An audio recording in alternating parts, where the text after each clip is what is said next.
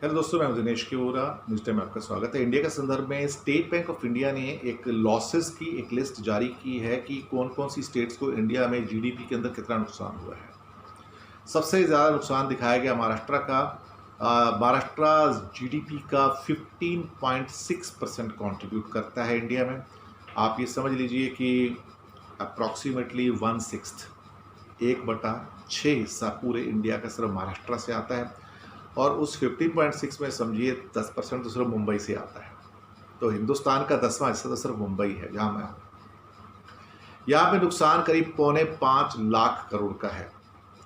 तमिलनाडु में नुकसान करीब 3 लाख करोड़ का है। गुजरात में नुकसान करीब 2.6 लाख करोड़ का है। उत्तर प्रदेश में नुकसान 2.5 लाख करोड़ का है। कर्नाटका में नुकसान करीब 2 लाख करोड़ का है। ये नुकसान इतने बड़े हैं, इतने ज़्यादा हैं कि अब इसकी भरपाई तो बड़ी मुश्किल है। ये 2 महीने में नुकसान हो चुके हैं।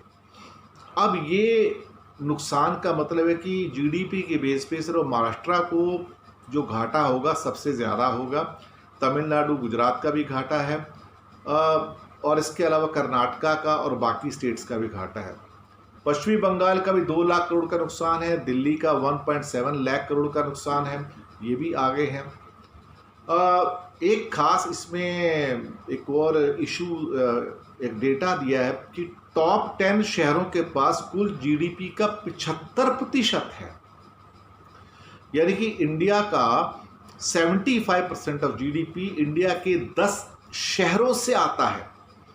और इसमें सबसे बड़े शहर तो बॉम्बे हैं, दिल्ली हैं, फिर साथ में अहमदाबाद हो गया, सूरत हो गया, बेंगलोर है, हैदराबाद है, पूना है, कोलकाता होगा। तो ये महत्वपूर्ण शहर हैं। यानी कि हमारा हिंदुस्तान ले दे के 10 शहरों तक है और बाकी 25% का जो रेवेन्यू है या जीडीपी है उसके अंदर पूरा का पूरा इंडिया है।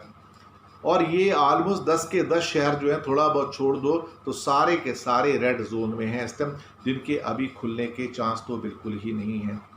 आंध्र प्रदेश को भी करीब 1.5 लाख करोड़ का नुकसान है। राजस्थान को 1.5 लाख करोड़ का नुकसान है। दिल्ली को 1.70 लाख करोड़ का नुकसान है। तो ये सिर्फ नुकसान के फिगर आते जा रहे हैं। और इस हालात में अगर देखा जाए तो शायद इकॉनमी कहाँ रिकवर करेगी, कैसे रिकवर करेगी। और अभी तो ये भी कहा जा रहा है कि 2020 जो हमारा जो गुजर गया है, इसमें जो पार्ट 31 मार्च वाला, जो जनवरी फरवरी मार्च का जो हमारी तिमाही थी, उसके अंदर जीडीपी 1.5% से भी अभी नीचे रह सकती है। यानी कि 2020 में जो हमारी जीडीपी जो टोटल आएगी, जो गुजर गया है, वो शायद 4% या उससे भी कम आए। अजीब सी एक परिस्थिति पैदा हो गई है। सरकार ने इंडस्ट्री बंद करके अपने पैरों पे कुल्हाड़ी तो मार ली है। अब सरकार को ये नहीं पता बाहर कैसे निकलना है। सरकार फंस गई अब चक्रव्यूह में। अब चक्रव्यूह से बाहर निकलने का रास्ता उसको पता नहीं है। सरकार की हालत अभिमन्यु जैसी, यानी कि अभिमन्यु भी चक्रव्यूह से बाहर नहीं निकल पाया था, सरकार भी नहीं निकल पा रही है। और इस चक्कर में क्या पूरे हिंदुस्तान का नुकसान है, जनता का नुकसान है।